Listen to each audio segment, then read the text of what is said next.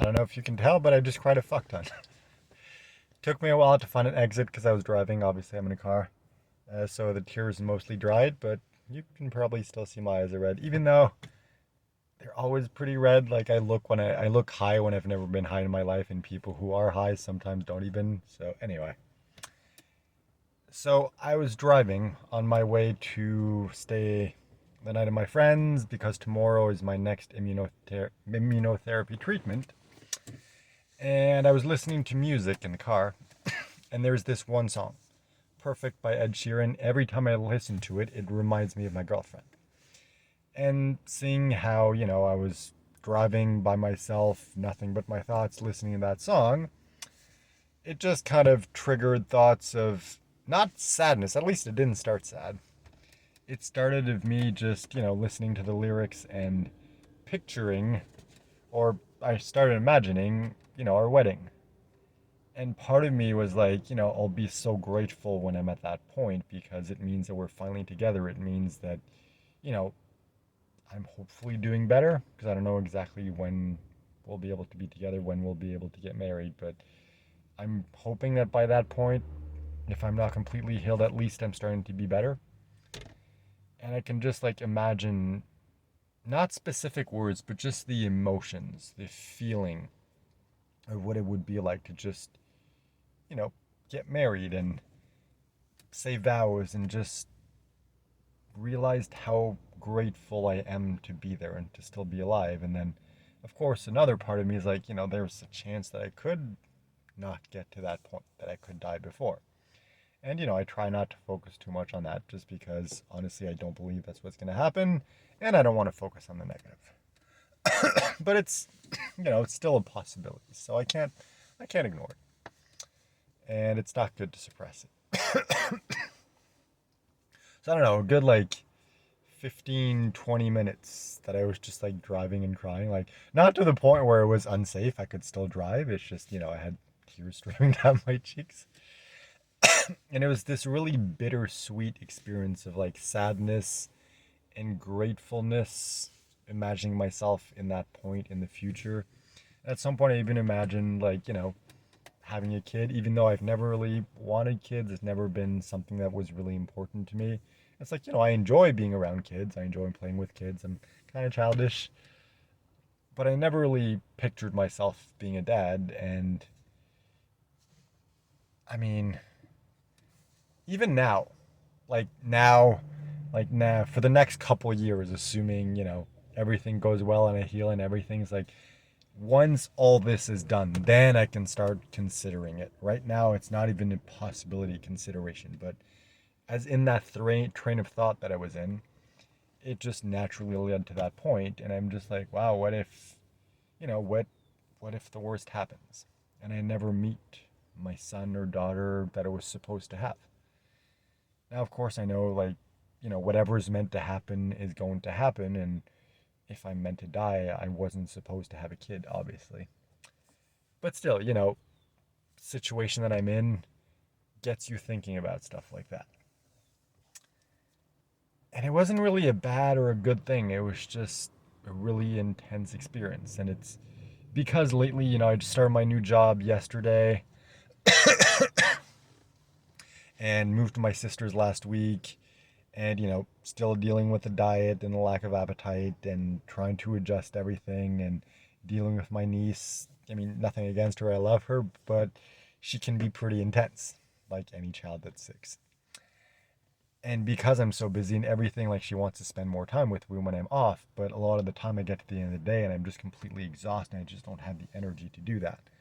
And then at least now the whole immigration thing is over. On Friday, that was finally resolved. That is a huge weight off my shoulders, even though there's still no answer. There's no way if they're going to say of knowing if they're going to say yes or no, but at least for now there's nothing I can do. So that's one thing taken care of. And of course, like, talking to my girlfriend every day. Once again, I love her. I mean, that's why I was crying because I'm just so grateful to have found her. But it's just like, given everything going on, the long distance and the making sure we have time to talk by video every day, it's just like, it's a lot on my plate. So anyway, all that to say, because there's so many things going on, it's like I don't necessarily have the time to just relax and chill and be by myself and think and cry and do, the normal things that I need to process for someone with stage 4 cancer. And yeah, apparently when I drive to my immunotherapy treatments, that's when I end up crying. Don't know why, second time it's happened. So I guess it's a thing now. And, definitely feels good to cry. Not in the moment. I mean, no, it's not necessarily bad in the moment. It's just I kind of had a little throat ache, so it actually hurt my throat. But anyway, that's beside the point.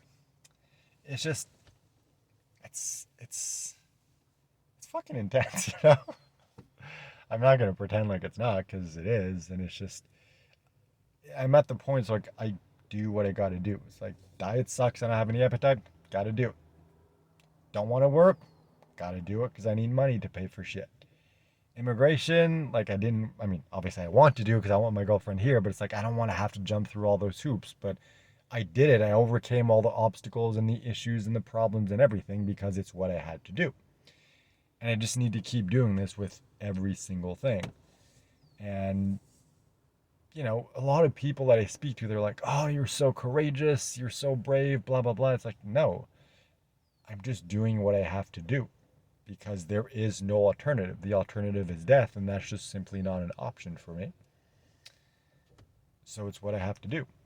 It's not a question of like, oh, I need to motivate myself and force myself to do it. It's just like, you got to do it. Just fucking do it. It sucks. I don't enjoy it. Most of the things that I'm doing now plain suck. It's not fun.